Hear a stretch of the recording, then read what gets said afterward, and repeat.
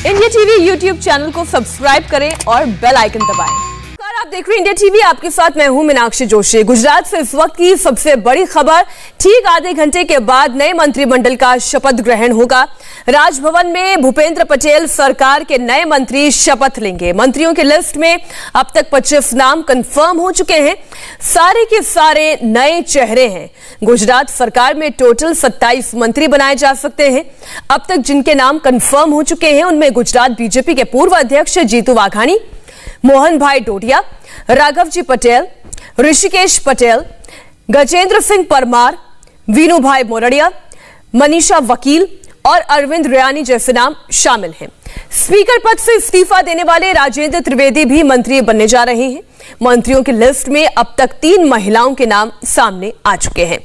जो मंत्री बनने वाले हैं उनके एक एक करके नाम और वो कहां से विधायक है हम आपके सामने रख रहे हैं। जीतू वाघाणी विधायक हैं, भावनगर वेस्ट से ये मंत्री बनाए जाएंगे। इन्हें फोन आ चुका है। गढ़देवी से विधायक है नरेश पटेल, ये भी विधायक बनाए जा रहे हैं। इसके अलावा जानकारी दे दे, कनू देसाई पार्टी से विधायक हैं, कुबेर भाई टिंडोर से विधायक हैं, इन्हें भी संतरामपुर से विधायक हैं, इन्हें भी मंत्री बनाया जा रहा है। ब्रिजेश मेरजा मोरबी से विधायक हैं। ऋषिकेश पटेल की बात की जाए, विसनगर से विधायक हैं और सूरत की मजूरा से विधायक हर्ष संघवी भी मंत्री बनाए जा रहे हैं। वहीं राजकोट ईस्ट से अरविंद रैयानी मंत्री बनाए जाएंगे।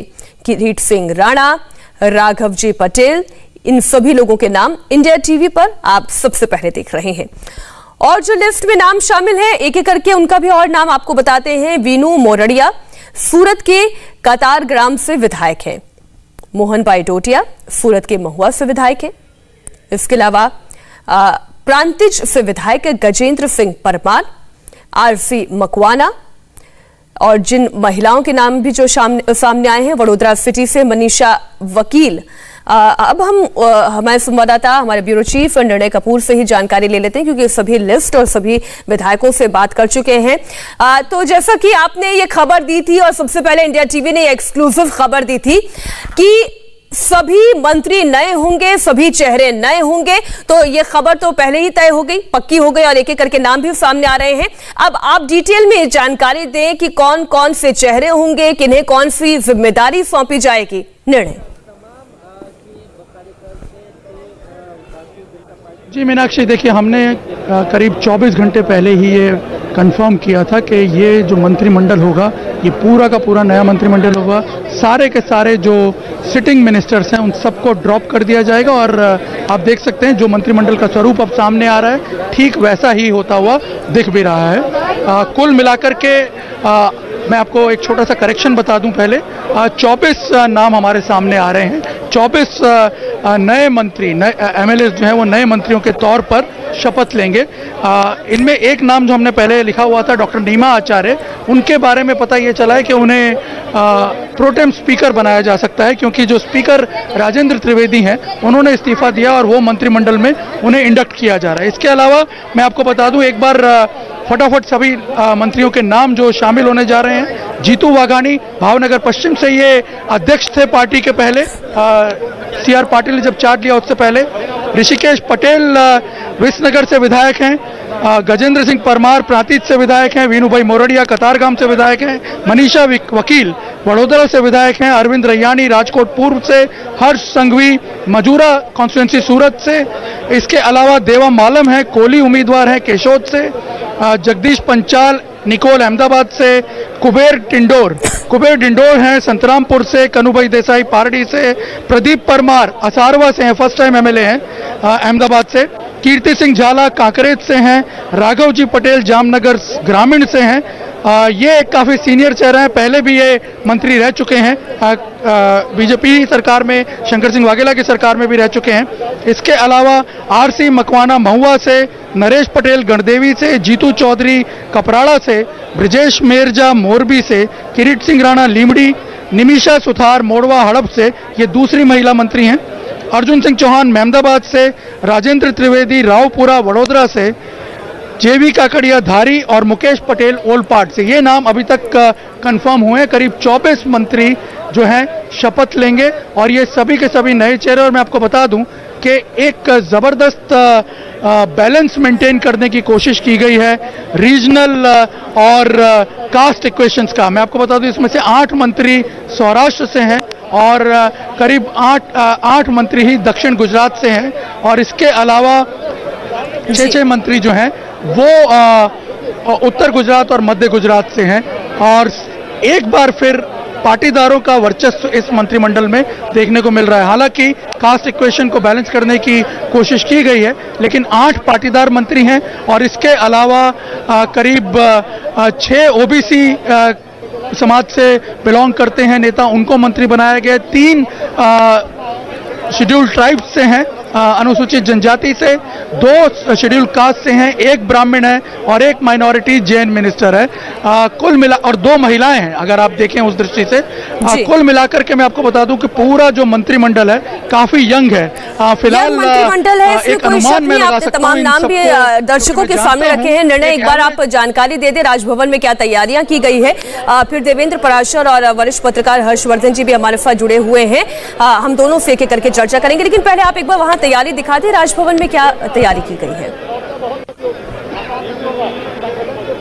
देखिए मैं आपको बताऊं कि राजभवन के अगर आप देखें सामने जो मंच है उसको तैयार कर लिया गया है और अब से कुछ देर पहले ही यहाँ जो कुर्सियाँ लगी हुई हैं उन पे ये नेम स्लिप जो है वो लगाई गई है मंत्रियों की जिनके नाम थे। इनफैक्ट आप देख सकते हैं अभी तक इसको काफ़ी कॉन्फिडेंशियल रखा जा रहा था। राजभवन में भी जो सूची आई है वो बताया जा रहा है आधा घंटा पहले ही ये सूची पहुंची है और उसके बाद यहाँ पे नाम लगाए गए हैं। आखिरी मोमेंट तक लोगों को सूचित किया जाता रहा था। इनफैक्ट सुबह 10 साढ़े 10 बजे से पहले तक किसी को पता नहीं था कि कौन मंत्री बनने वाला है और 10 साढ़े 10 के बाद प्रदेश अध्यक्ष की तरफ से और पार्टी के जो दूसरे फंक्शनरीज हैं उनकी तरफ से फ़ोन किए गए और उसके बाद अब यहाँ पे तैयारियां कर ली गई हैं और तमाम जो मंत्री हैं वो पहुँचने वाले हैं। यहाँ पे हम देख भी बहुत ज्यादा समय बाकी नहीं रहा है, अब से थोड़ी देर में ठीक 1:30 बजे शपथ ग्रहण का समारोह भी शुरू हो जाएगा। निर्णय आप लगातार बने रहिएगा हमारे साथ, आपसे हम तस्वीरें और जानकारी लगातार लेते रहेंगे। देवेंद्र, क्या कारण समझ में आता है कि सारे के सारे युवा चेहरे, ऐसे चेहरे जिन्हें अगर गुजरात की राजनीति की बात करें तो बेशक वहां पर सभी जानते होंगे, लेकिन राष्ट्रीय राजनीति के परिप्रेक्ष्य से आप देखेंगे तो लगेगा कि एक भी सीनियर का नाम नहीं है इसमें, आखिर क्या वजह है?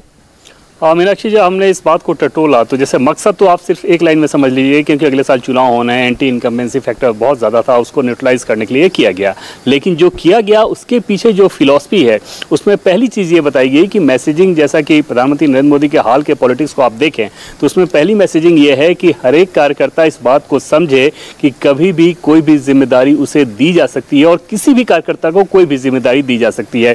और दूसरी चीज़ की जिन लोगों को आगे किया गया है, कास्ट वगैरह फैक्टर तो रहते ही रहते हैं पॉलिटिकल कंपल्शन वाला, उस फैक्टर के साथ अपेक्षाकृत युवा होने चाहिए। ओरेटिंग स्किल पे हमें बताया गया कि उस पर बहुत ज़्यादा ध्यान दिया गया कि ओरेटिंग स्किल बहुत अच्छा होना चाहिए। और तीसरी चीज़ की अगर आप संगठन में सिर्फ काम करते रहें तो संगठन के साथ आपका तालमेल बहुत बेहतर होना चाहिए, लोकल लेवल पर ही सही, लेकिन वो रिपोर्ट अच्छी आनी चाहिए। इसके अलावा हमने जब पूछा कि अगर इतने बड़े चेहरों को ड्रॉप किया जा रहा है तो उनका हमें ये बताया गया है कि बड़े चेहरे हैं, ये इस बात की गारंटी अब बिल्कुल नहीं है कि आपकी जगह पक्की रहेगी, बल्कि कभी भी किसी को बदला जा सकता है। और अगर वो बगावत करते हैं, मेरा सवाल ये भी था कि अगर अगले साल चुनाव होने अगर वो बगावत करते हैं तो ये कहा गया कि उसमें सीधे सीधे ये फैसला लिया जा चुका था। उसके बाद मैसेजिंग इनडायरेक्टली साफ थी कि अगर आपको स्वीकार करना है तो स्वीकार कीजिए, अगर स्वीकार नहीं कर सकते तो आप अपना रास्ता देख सकते हैं। साथ हमें ये भी बताया गया कि जिस पार्टी ने जिस व्यक्ति को नेता बनाया, मंत्री बनाया, वो इतना बड़ा कैसे हो सकता है कि पार्टी की सोच, पार्टी के फिलॉसफी, पार्टी के फैसले को पलट सके। और उस लिहाज से ये फैसला लिया गया। उसमें दिख भी रहा है कि कहीं से कोई बगावत नहीं। मतलब ये कि जो बड़े नेता हैं जिन्हें ड्रॉप किया जा रहा है वो भी इस पॉलिटिकल फिलॉसफी को समझ रहे हैं कि आखिर किस डिजाइन के तहत ये किया जा रहा है। और जाहिर तौर पर अब ये गुजरात का जो मॉडल है। जी देवेंद्र, इसका मतलब तो हर्षी ये हुआ कि पहले से ही पार्टी ये समझ रही है कि एंटी इनकम्बेंसी का खामियाजा उठाना पड़ सकता है। इससे बेहतर तो ये होगा कि पार्टी हाईकमान जो तय कर रही है उस पर चले, भले ही एक बड़ा गैम्बल हो, लेकिन अगर जीत होती है तो सभी की जीत कही जाएगी, या मैं इसे करेक्ट कर लूं, मोदी जी की जीत कही जाएगी। मीनाक्षी, देखिए, जब हम गुजरात की बात करेंगे तो बिना मोदी जी के तो कोई बात हो ही नहीं सकती। और चूंकि संगठन के तौर पर दिल्ली से बैठकर गुजरात का संगठन देखने के तौर पर और बाद में फिर अपरिहार्य स्थितियों में गुजरात जाने तक और उसके बाद गुजरात से फिर दिल्ली आने तक, तो गुजरात तो पूरी तरह से मोदी जी के इर्द गिर्द ही है, आगे भी रहेगा। लेकिन जिस दिन हम लोग ये मुख्यमंत्री बदले जाने की चर्चा कर रहे थे तो मैंने कहा देखिए असंभव है, मेरे लिए तो असंभव है कि मैं बता पाऊं कि कौन मुख्यमंत्री बनेगा। लेकिन एक बात तय है कि अगले 10 वर्षों की भारतीय जनता पार्टी की राजनीति इसी से तय होने जा रही है और तब तक ये ध्यान में नहीं था कि पूरा मंत्रिमंडल बदला जाने वाला है। लेकिन आज देखिए ये बहुत स्पष्ट तौर पर दिखता है और जब अभी निर्णय बता रहे थे और मैंने पूरी मंत्रियों की वो सूची देखी तो वो बहुत साफ साफ दिखता है कि युवा भर नहीं है, ये वो लोग हैं जिनको अगर हम कहें पार्टी के लिहाज से जो दूसरी तीसरी कतार होती है उसके नेता माने जाते हैं। दूसरा, जब एक ही राज्य में किसी एक पार्टी की बहुत लंबे समय तक सरकार होती है तो एक तंत्र जड़ होने लगता है, वो धीरे धीरे एक सेट पैटर्न पर चलता है और उस सेट पैटर्न से बाहर निकलना बहुत कठिन होता है। उसके लिए यह सबसे जरूरी था कि आप पूरा मंत्रिमंडल बदलें, उसमें इस तरह का बदलाव हो जिसमें कोई गुंजाइश नहीं हो, यानी जिसको हम अगर देसी भाषा में एकदम कहें तो कोई पुराना ठीहा नहीं बचे, सब कुछ नए लोग हों। जब नए लोग हों तो संगठन के लिहाज से काम करेंगे और जो पार्टी को जिसको लगता है कि एंटी इनकम्बेंसी वाला नुकसान होगा उस सब को वो बाहर निकल जाएंगे, उससे बाहर निकलकर वो सत्ता हासिल कर सकेंगे। ये बहुत स्पष्ट तौर पर दिखता है। तो निर्णय इसका मतलब तो ये है कि जिसे संगठन चला सके या यूं कहें जिसे मोदी और शाह चला सके, उन्हें एक ऐसी सरकार की जरूरत थी जो कई बार सीनियर लीडर्स को मैनेज करना बहुत मुश्किल हो जाता है संगठन के लिए, तो इसलिए युवा चेहरे रखें जो संगठन के हिसाब से चले और किसी तरीके का अगर डिस्कम्फर्ट होता भी है तो वो बाहर ना आए। निर्णय आप मुझे सुन पा रहे हैं? चलिए हम दोबारा उनसे ये सवाल पूछें। हाँ बिल्कुल मीनाक्षी, मुझे आ रही है आपकी जी। आप मेरा सवाल आप सुन पाए थे? नहीं, फिर से अगर अपना सवाल रिपीट कीजिए। हर्ष ये कह रहे हैं कि युवा चेहरों को रखा गया है। अब मैं इसी में आगे बढ़कर आपसे एक सवाल पूछती हूँ कि संगठन ये चाहता है कि ऐसे चेहरे रहें जो संगठन के इशारे पर ही काम कर सके, क्योंकि बड़े नेताओं को मैनेज करना शायद मोदी और शाह के लिए भी कहीं ना कहीं मुश्किल खड़ी कर सकता है, लेकिन युवा चेहरे होंगे, उनके साथ अगर आप चुनावों में जाएंगे तो शायद कोई कठिनाई नहीं होगी।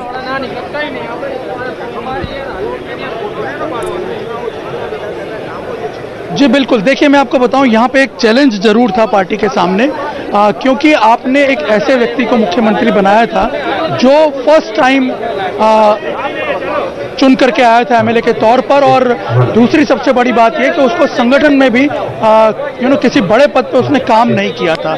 ऐसी सूरत में ये एक आशंका थी पार्टी को कि कहीं उसको जो सीनियर नेता हैं वो डोमिनेट करना शुरू ना कर दें। यदि आप इन तमाम जो बड़े नेताओं को मंत्रिमंडल में रखते हैं उनके साथ, तो ऐसा भी हो सकता है जो सिचुएशन हमने रूपानी सरकार के टाइम पे देखी थी, लगातार कॉन्फ्लिक्टिंग जो सिचुएशन देखते आ रहे थे हम रूपानी के सीनियर होने के बावजूद भी, तो ऐसी सिचुएशन दोबारा पार्टी फेस नहीं करना चाहती थी। और दूसरी सबसे बड़ी बात यह थी कि अगले 1 साल में आपको तुरंत चुनाव में जाना है, और अगर उसी दौरान इस तरह के जो रोज कॉन्फ्लिक्टिंग सीन्स बाहर आने शुरू हो जाएंगे तो आप अंदाजा लगा सकते हैं कि पार्टी की जो ओवरऑल इमेज है उसको और डेंट लग सकता था, इसलिए उससे भी बचना जरूरी था। और मैं आपको बता दूं कि अब जिस प्रकार का मंत्रिमंडल यहाँ पे निर्माण ले रहा है, जिस प्रकार का मंत्रिमंडल आकार ले रहा है, एक काम करते हैं निर्णय, हम एक छोटे से ब्रेक के लिए रुक लेते हैं, और तब तक मैं देख पा रही हूँ आप भी थोड़ा सा अनकंफर्टेबल हो रहे हैं क्योंकि कई लोग जो है बार बार फ्रेम में आ जा रहे हैं, तब तक आप ये भी थोड़ा सा मैनेज कर लीजिएगा।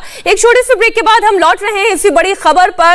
राजभवन में अब से चंद मिनटों में शपथ ग्रहण कार्यक्रम शुरू हो जाएगा, इसी खबर पर हम बने हुए हैं, फौरन हाजिर होते हैं। नमस्ते, मैं हूं मीनाक्षी जोशी। वीडियो और खबरों से अपडेट रहने के लिए India TV YouTube channel subscribe करें, बेल आइकन दबाना ना भूलें। जुड़े रहें इंडिया टीवी के साथ।